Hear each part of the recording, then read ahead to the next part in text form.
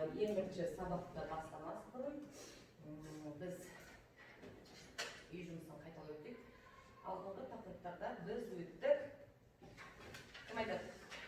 Аха, Зере айтады. Еріктілік ортасы дегеніміз не және оны қалай анықтауға болады? Аха, айтады. Еріктілік ортасы дегеніміз не? Еріктілік ортасы үш тарапқа бөлінеді. Ол сырттілік ортасы, қышқыл ортасы және бейтарап. Өте жақсы. Енді сырттілік орта, қышқылдық орта, бейтарап орта кім айтады екен? Зереден басқа кім айтады? Қышқылдық орта дегеніміз не? Сырттілік орта дегеніміз не? Бейтарап дегеніміз не? Солай айтады ғой. Қышқылдық орта дегеніміз ол қышқыл заттар. Мысалы, бейтарап деген жай су. Бейтарап орта ол су. Сырттілік дегеніміз ол біздің организмімізге жеуге болатын зиянды химикаттар. Аха, тағы кім қосады? Кім қосады тағы? Тағы қосатындағы Зере қосады. Қышқылға мысалға келтірсек, ол лимон және аскарбин. Ал сіркілікке ол сабын тәріздігер.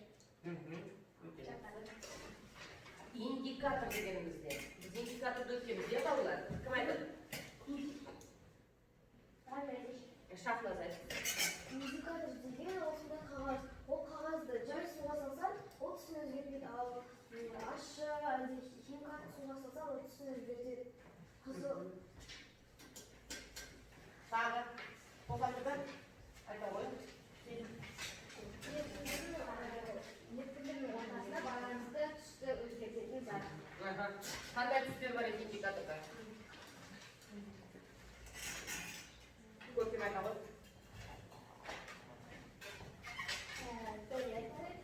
Жасыл және сары. Оранжевый. Кім қосады?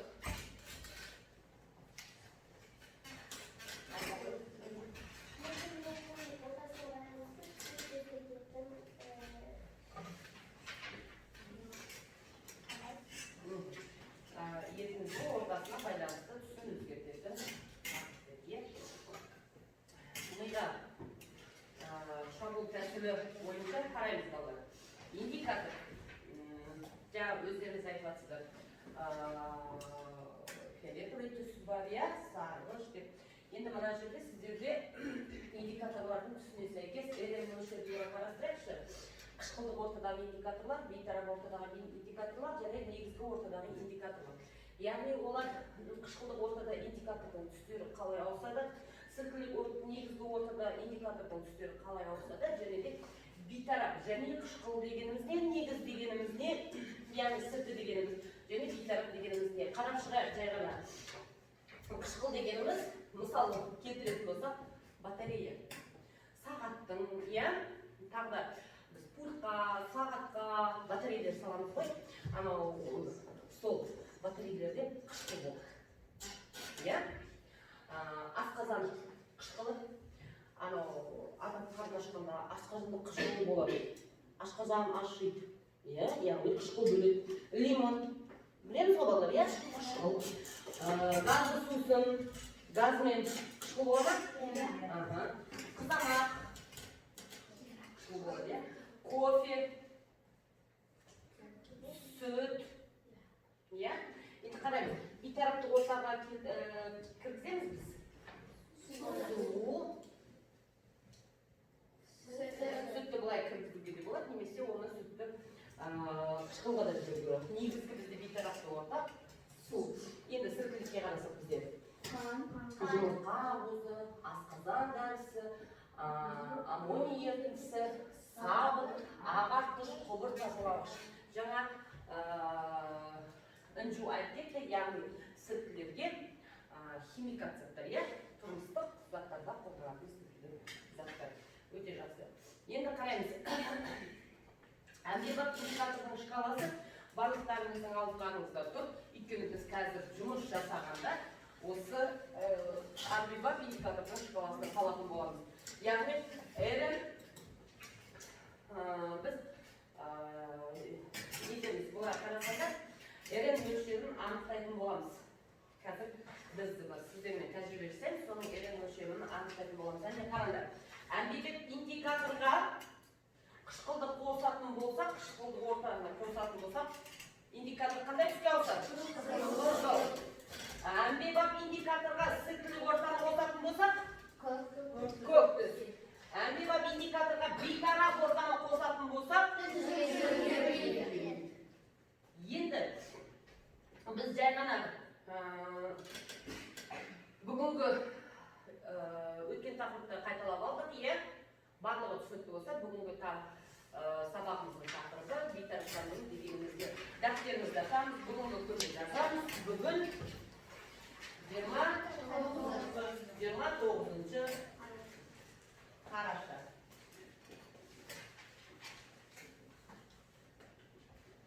Яғни бейтараптандыру дегеніміз не?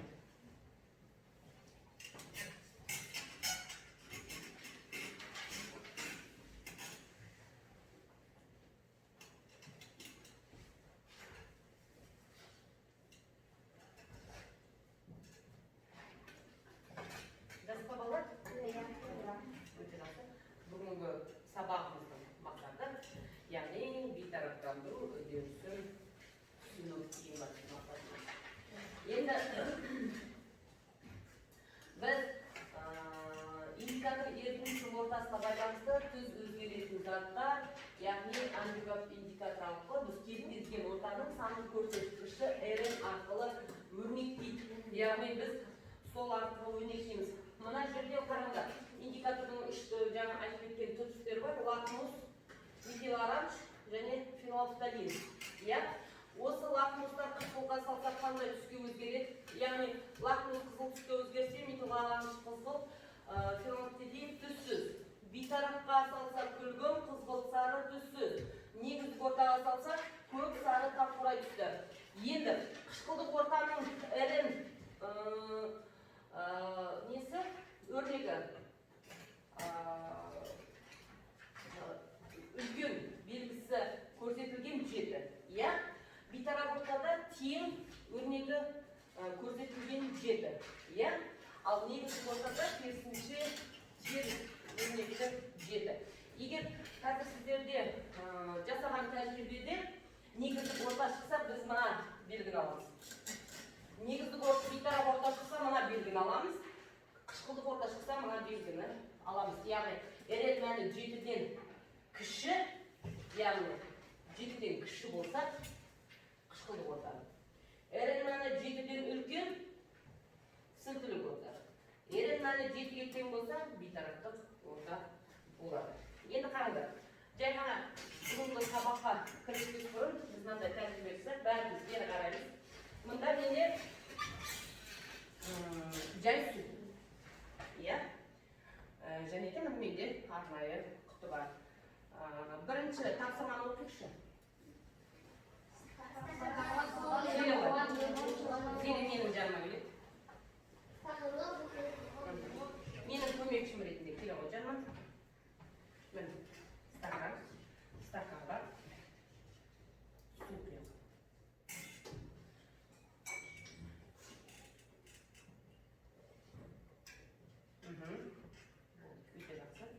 Енді не істейміз? Стаканға су құйып, оған лимон қышқылын қосамыз.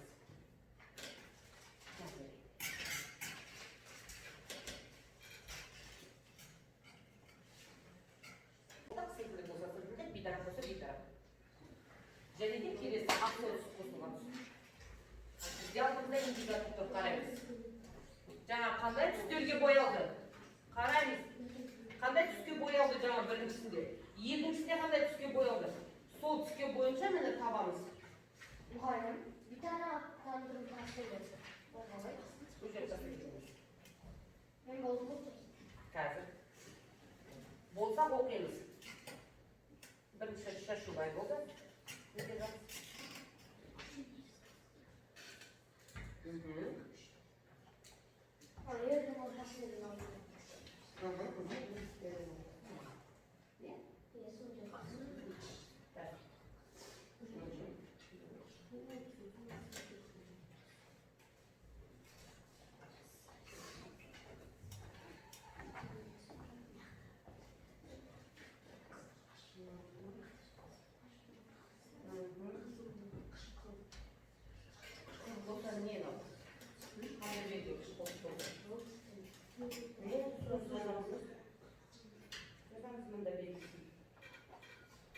Өте жақсы. Ал, кім айтады маған? Біріншісінде, лимон қосылған суда не болды? Қышқылдық. Қазір.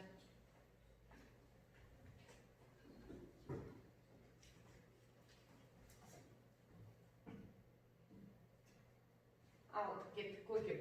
Біріншісінде, лимон қосылған судағы ерен ортасының сандық көрсеткіші қандай болды? Мәтті жауап. Қазір. Көркем мына жерге белгіні қойсын. Ой, қалды. Не болды? Ортаның атауы. Қазір қоямыз. Дұрыс па? Қате ме? Біз тексереміз балалар, я? Ал, кәрім шықсын. Екіншісіндегі ас соусы қосылған қоспада не болды кәрімде де ғой?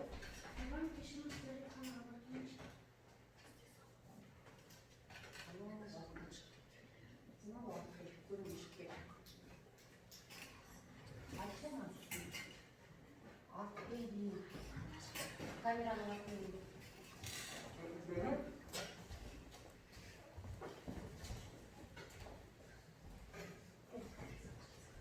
не болды көмектесеміз? Сілтінік дейді.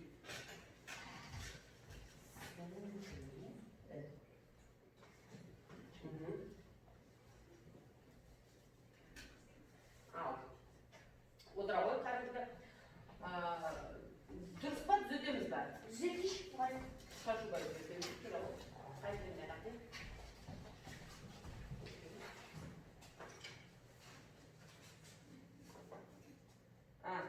Өте жақсы. Ал, балалар, дұрыс па? Келісеміз ба, келіспейміз ба?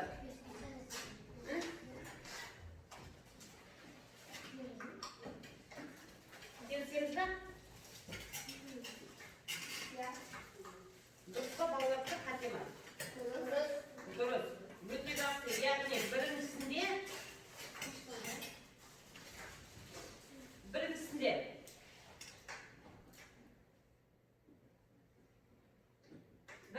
бізде яғни 7-ден кіші болды. Яғни ерен мәні 7-ден кіші болды. Қышқылдық орта. Екіншісінде бізде 7-ден үлкен. Яғни өте жақсы. Ендеше бүгінгі біздің тақырыбымыздағы бейтараптандырудың ережесі. Бейтараптандыру нәтижесінде бейтарап орта түзей отырып, қышқылдар сілтілермен әрекеттесетін өздеріңіз дәптерге жаза қояйық. Маған тақтаға шықты. Шашылбай, сізге жатсын. Ережені дәптерге жазамыз.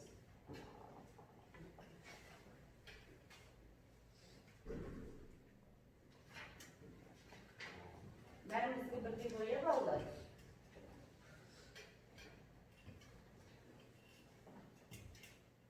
Бәрімізге солай болды ма тапсырмада? Жауап? Балалар? Тура осылай болды ма?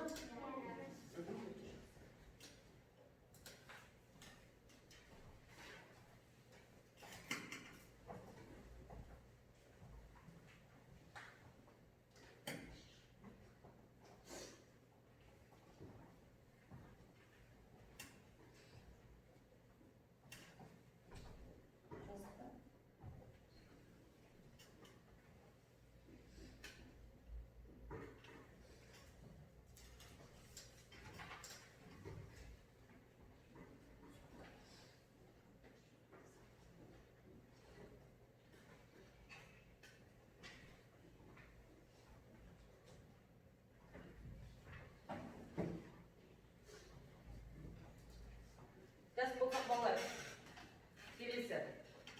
Төртінші сыралғы жұмысын орындаймыз. Яғни мақсаты ерітін ортасының сипатын анықтау. Бізге керек су, тәтті газдалған сусын, әмбебап индикатор торы, шыны стакан. Яғни кім маған көмекші болады?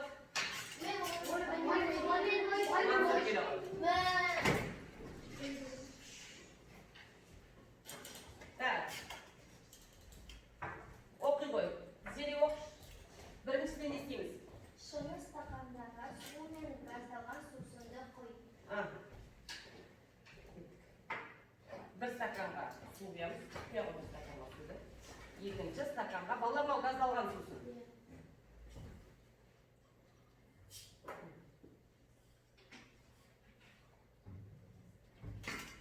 Екінші стаканға газдалған су салу керек.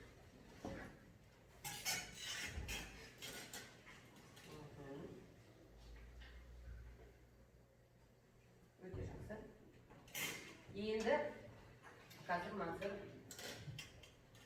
индикатордың көмегімен ірін бейтаработаны анықтаймыз, яғни іріннің осы екіншісінің ортасын анықтаймыз, иә?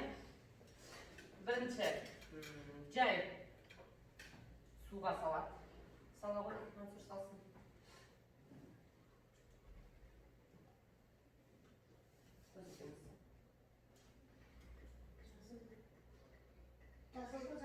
Қандай болды? Яғни? Иә, күлгін. Иә, жақсы. Келесі. Газды алған суға саламыз.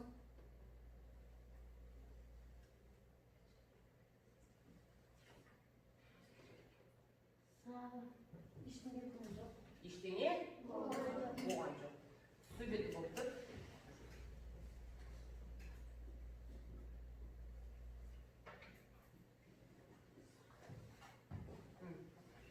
Су беті. Енді қараңдар, қандай тәжірибе жасаймыз. Аз мөлшерде су аламыз. Осы суға газдалған су қосамыз. Енді осыған саламыз. Қандай өзгеріс болады?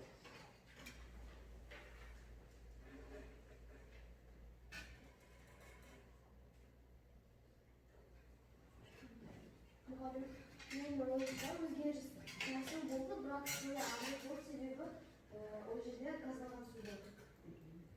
Қараймыз. Жасыл. Ортасын. Қазір. Көзді. Су беті ме? Иә. Иә? Қоя ғой, рахмет. Ендеше, Мансыр, рахмет, отыра ғой. Кітапта 14-ші, 16-ші кесте бар, осы зертханалық сабағының артында, яғни су. Тура жаңағы біздікіндей. Қараймыз. Міне, мында су деп жазамыз, мында газдалған су дейміз. Ірінің ортасындағы сандық көрсеткішті анықтаймыз, ортаның атауын анықтаймыз. Иә.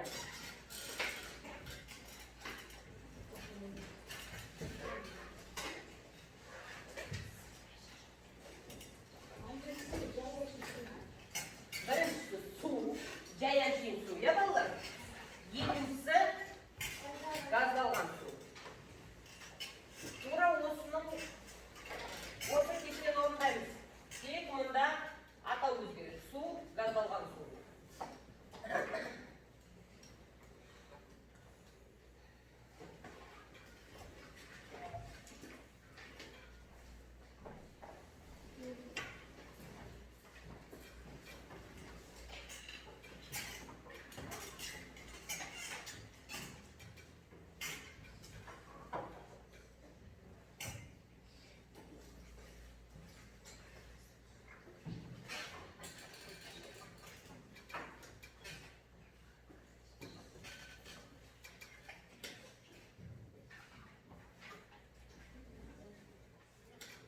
Міне балалар, жаңағы газдалған сумен суға салған орта.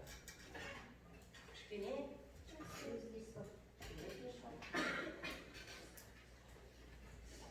оғыл үшін бізде сендерде индикатордың шкаласы тұр алдыларында. Иә? Сол индикатордың шкаласына қараймыз.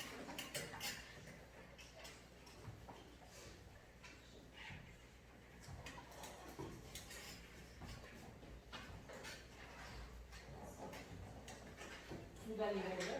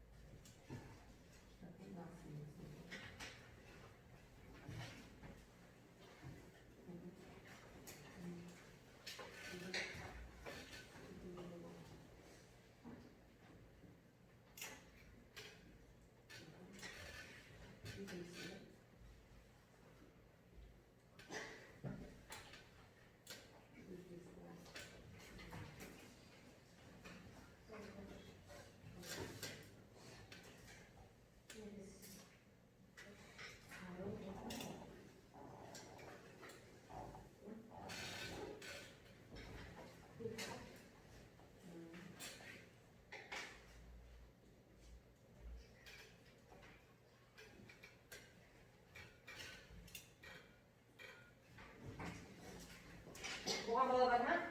Иә. Шашубай болды. Қандай болды? Екеуінде де салған. Бізде кім болды? Дина болды. Дели болды.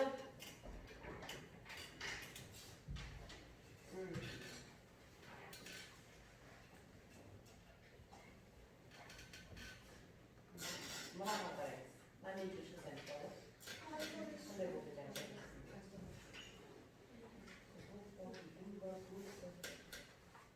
Қандай түс болды?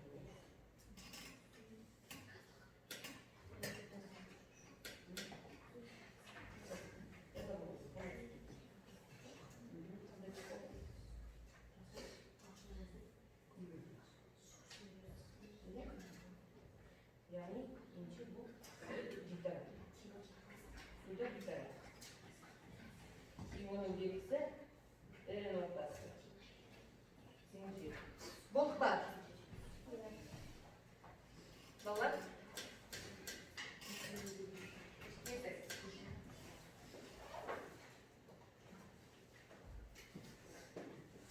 Кім орындайды?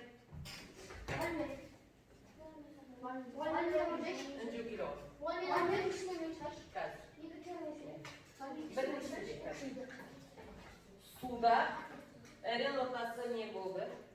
Және де ортаның атауы ірі ноқтасын біз не дейміз? Інжу. Ірі ноқтасын не дейміз? Қышқыл, сіркілік, бейтарап. Қайсыға да жазамыз? Жазамыз.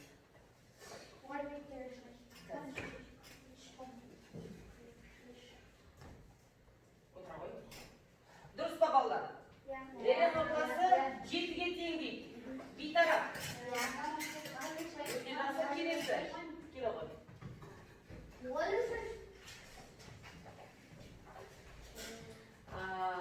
Газдалған суда не болды?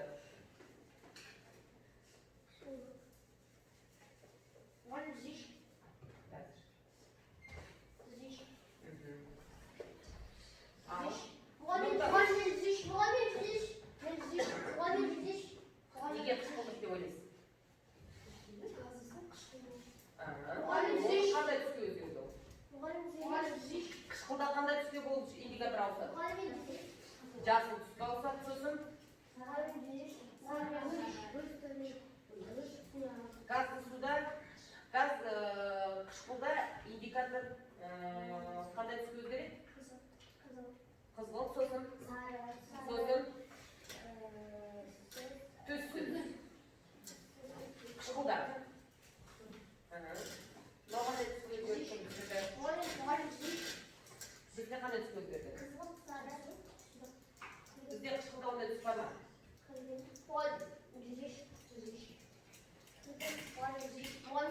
Ал келе ғой шашпай жүресің. Қараймыз.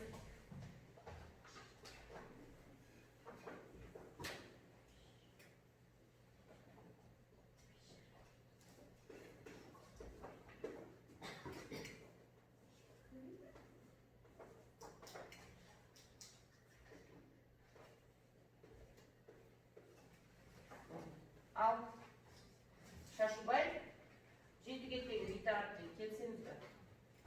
Кім солай жасады? Дананікі, ой, Динанікі. Шашубаймен бірдей сосын. Сезімдікі Шашубаймен бірдей е. Қалғанымызды қандай?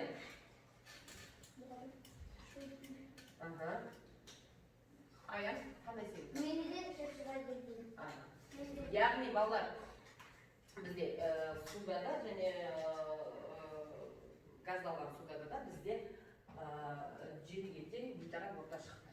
Иә балдар? Яғни күлген түсті. Басқа бізде қызыл түстіге, сары түстіге ауысқан жоқ. Индикаторымыз, иә? Өте жақсы отыра ғой. Балдар, енді қазір мен бір тәжірибені орындап береміз, бірақ оны үйде жазба береміз. Келсеңіз ба? Кім келеді маған?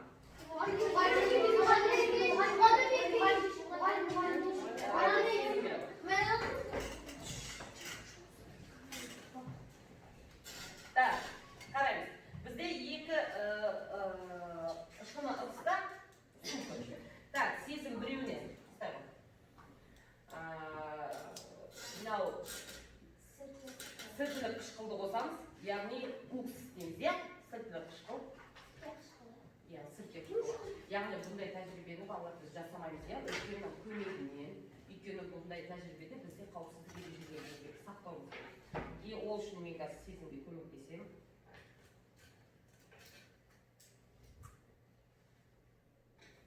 Араласады.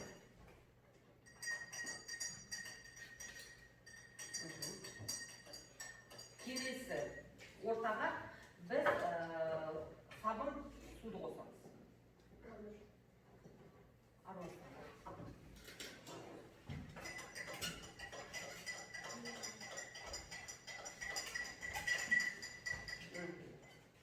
Ал енді біз индикаторды көмегімен ортаны анықтаймыз. Бірінші сірке су қосылған.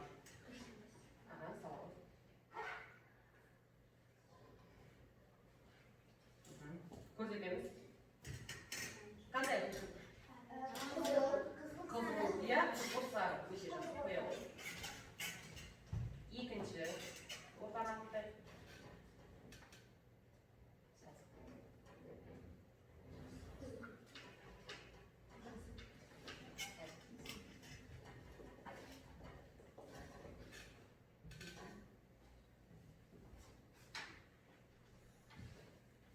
Түсі не істеді? Кіргін.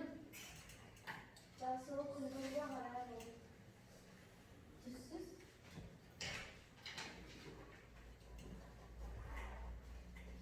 Яғни ешқандай өзгеріс жоқ. Енді отыра ғой, сезім рахмет. Үйде мұнда сірке қышқылы, мұнда сабын су. Иә? Атауға назар керек. Тек біздегі алдыларымыздағы біз білеміз индикатор шкаласымен РН ортасын анықтайсында ортаның атауын атайсында. Ол үйде. Үшінші тәжірибе үйде болды. Иә? Қазір сендерге табақты бекіту үшін кері байланыс. Бутерброд деген тапсырма беріп қояды. Мына бутерброд үш бөліктен тұрады. Үстіңгі бөлік, ортаңғы бөлік, артыңғы бөлік. Иә? Енді осы бутербродқа жазасыздар. Бүгінгі, яғни жүкпен орындаймыз балалар. Жүктарыңмен орындайсыздар. Бүгінгі сабақта ең тәтті тұсы не болды сендерде? Қай жерінің тәтті тұсы, иә? Ең ащы тұсы не болды? Түсінбеген жерің бар ма? Иә? Егер ұнатпаған жерің бар ма? Келесі сабаққа қандай тапсырма бересіңдер маған? Келесі сабақта мен не істеймін? Не істесем екен сіздер үшін? Сіздердің ұсыныстарыңыз маған деген. Тез жазып. Бұл кері байланысқа, бірақ мен осыған жазып береміз.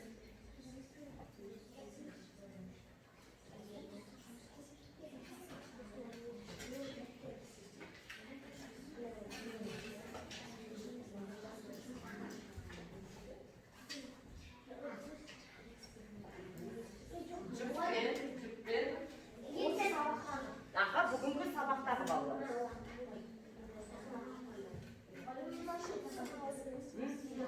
Егер балалар мұнда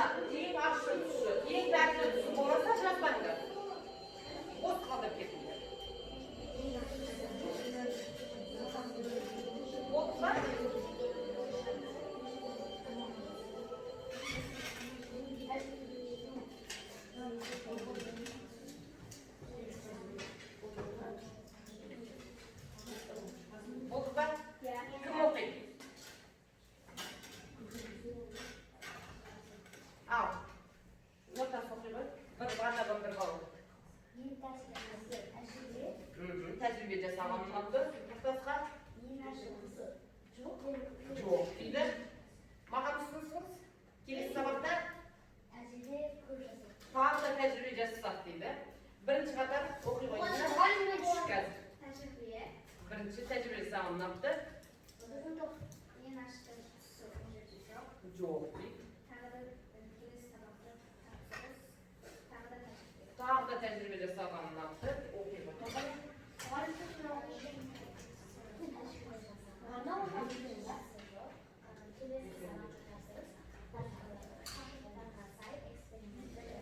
Келесі сабақтарда, тағы да басқа тақырыптарда осындай тәжірибелер, тақырыптар тәжірибелер жазсақ дейді. Олар өте жақсы. Шашбай оқиды. Тәжірибе сабақ. Ең ашысы жоқ. Келесі сабақта тапсырыс, келесі сабақта тәжірибеге біздер көмекші болса. Келесі сабақта біз Шашбай мен Кәрімді көмекші боламыз.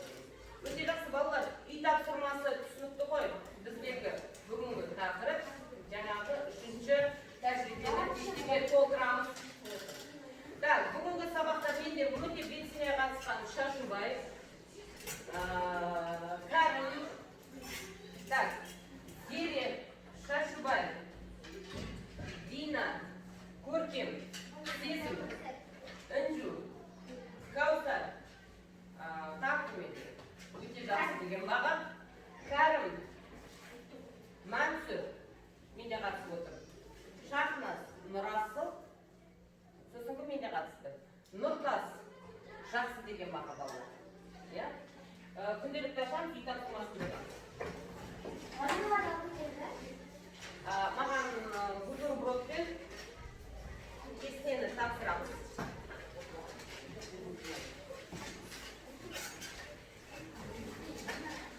Қалған индикаторлар өздеріңіздің алдында